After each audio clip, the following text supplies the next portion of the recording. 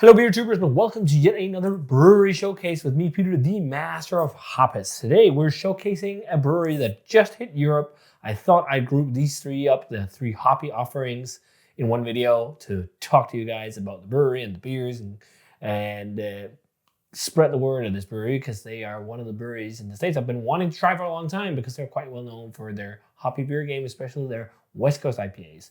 Apparently, they also make some dope stouts and barley wines, and we have some because it was released in Europe. So Everywhere just dropped in Europe. They are available right now on Beer Dome. They still have some variants left. I got these from Beer Dome, the channel sponsor you guys know, so check Beer Dome out. Link for the shop is down below. But they got a nice big range of American beer and Canadian beer a week or so ago, and Everywhere was part of it because Everywhere has been in Poland for the Beer Geek Madness Festival, and I think that's why they showed up here.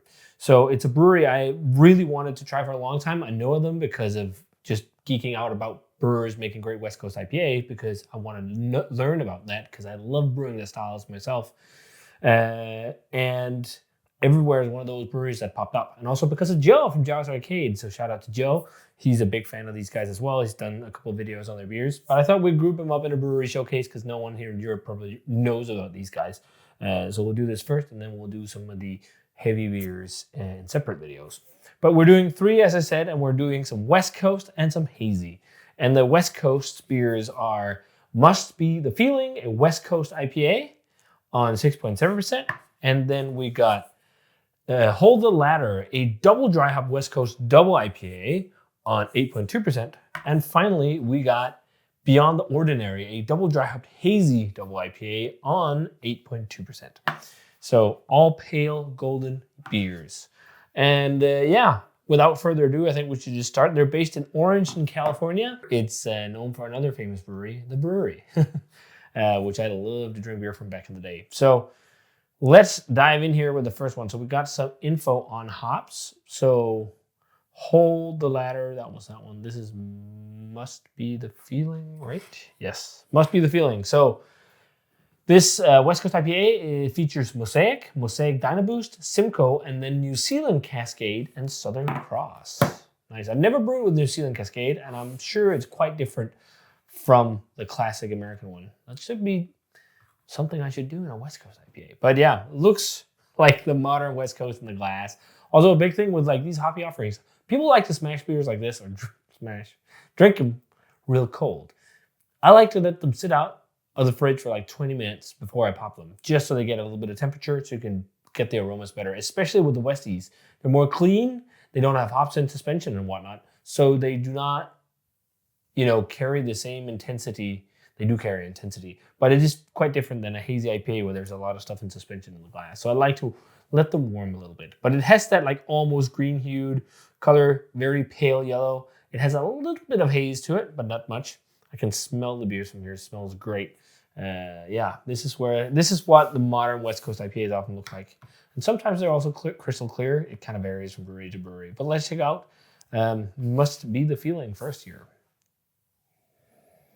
Oh man, I want to drink that right away. It smells really good. Nice and dank, but also a lot of fruitiness to it.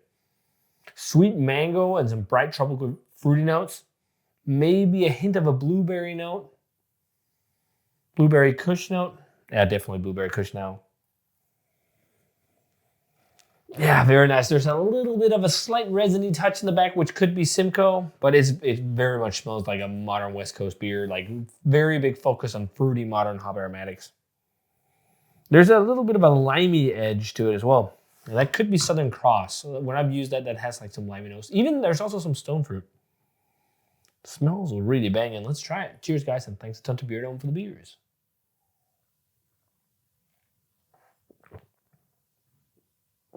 Perfect temperature. That's really nice. Good bitterness as well for the modern West Coast. That's one of the things that they often can lack a little bit compared to new ones. But a lot of it is perceived bitterness, or the old school ones. It's also perceived. A lot of times the modern West Coast beers have higher bitterness, but because of the fruit flavors, you also perceive them differently. This has a nice, longing, bitter aftertaste. That's really good. And as I said, around 2 months, all the cans. So still fairly fresh. I mean, this is usually the age we'll get most European or American beers in Europe through distribution. It also has some classic grapefruit vibes to me. And lime, some tart tropical fruit, bitter pithy notes. Simcoe really pops on the palate too with that grapefruit. Also piney notes. It's like a bit of new and old. New meets old.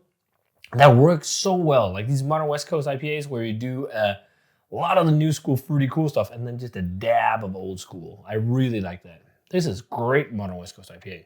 This is great. It has like a little bit of a juiciness about it too, which you get in these. There's a little bit of stone fruit. There's that blueberry kush note.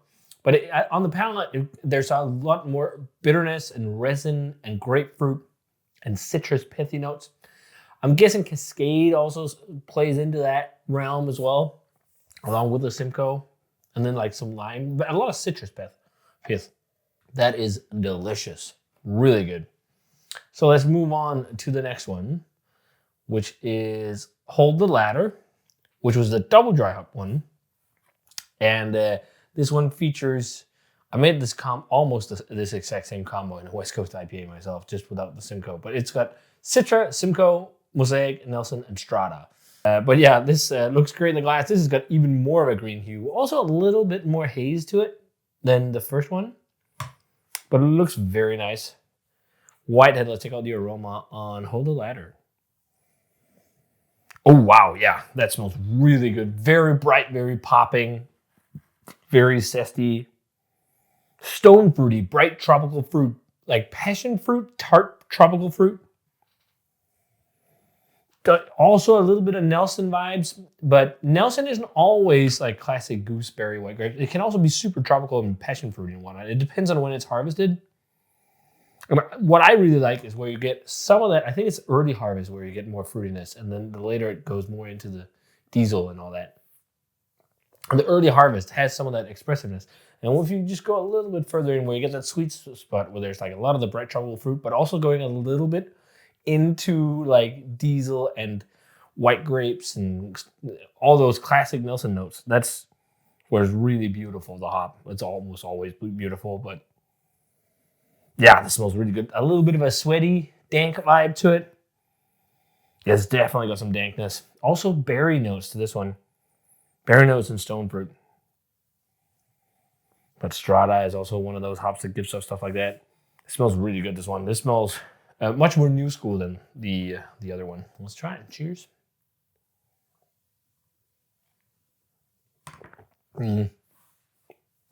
Ah, that's really good. Wow. Oh, man. Man, this is good. Really nice, bright, cushy, diesel vibes. I think this would have been so freaking fire. I was at the source.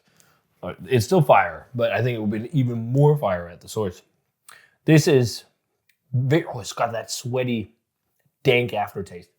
Very bright, light tropical fruits, passion fruit and pineapple notes.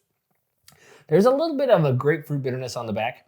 And funny enough, even though this is a double IPA and everything, feels a little less bitter than this. I think that's solely due to the fact that this has like New Zealand Cascade and Simcoe together, maybe in higher amounts. It just feels like it has a little bit more of an old school flair and feels more bitter maybe because of those grapefruity, pithy flavors, whereas this is more tropical and fruity. Yeah, it's got definitely also got some gooseberry notes or tropical white grape notes. And it's definitely got some dankness and some diesel and a little bit of kush, but it's not like loads. It's like fairly light. Maybe not diesel, just like fresh kush, blueberry kush, pineapple kush. Like, I don't mind if it gets even more dank than this, but it still smells, bonkers good. Also a little bit of this kind of gummy candy hop flavor vibe going on in this. This is dope double IPA. Both are bone dry, bitter, super crushable. Like, this drinks like a fucking 5% beer, and it's 8.2. Let's move on to the Hazy. Hazies are not something I drink too much anymore. I've kind of been, as you've heard in videos, a little bit fed up with the style. But once in a while, I like to jump back in and try some, and sometimes you still get stuff where you think, oh man, this is great haze. But most of the times, I'm not really seeking out hazy IPAs anymore. But this one is, this will be interesting. So this is with Phantasm, and I have a very mixed feeling about Phantasm in IPAs.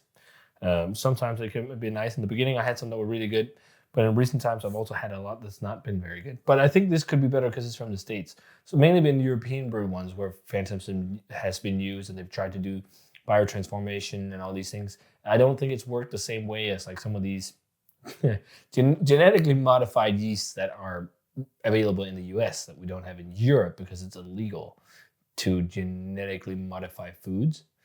Or food products, whatever. So we don't get the same like Berkeley yeast and Mega yeast, some of these producers that make these really cool yeasts for making beer really unique. We don't get that. So what we get is like breeding, crossbreeding and breeding, and then selected strains, being bred together and all these things. And you can get some now, but a lot of them have some weird characteristics, I think. So whenever I read Phantasm these days, in the beginning I was like, yeah, it's Phantasm. Yeah, and now it's like, I don't know. But this might change my mind. So this is, it is double dry hopped. It's got Phantasm, and then it's got Citra, Nelson Bliss, Crush, Riwaka, and Riwaka Cryo. Jesus. So Nelson Bliss is a Bliss process Nelson. It's from Freestyle, where I think it's like do they freeze the plant or a little bit? It's like where they treat the plant a little bit harshly. And apparently that yields great aromatics and flavor. And it's something hop growers have found out through like harsh seasons with a lot of sunshine and whatnot. Although it's been really hard on the hops, when they've been pushed a little bit to the limit, they produce amazing aromatics and flavors. And I think this was something where they tried to push that like with human efforts so that they can like drive flavor of hops even more. Or something like that. I've used Bliss myself and it's amazing. It's more tropical than a lot of classic Nelson as far as I remember, but it was really good.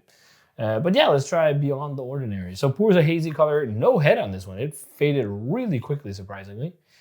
Not a lot of head on most of them, but yeah, looks nice. Not like that super thick haze, but I don't mind that. Pale as well. Let's check out the aroma on Beyond the Ordinary. There is a lot of gummy candy vibe. This is kind of what I've been getting with other Phantasm beers. Like very grapey and gummy candy like. Wow, interesting. This is nowhere near as aromatic as the two West Coast IPAs. A minty herbal note. There's definitely savory notes from Riwaka there. It smells good, but I'm not like, I'm not about to bust it up. It could also be just because I'm not super into hazies anymore. Also some limey, funny herbal notes, almost like a bit of dill or something. Let's try it. Cheers. Thanks to Beardo for all these awesome beers.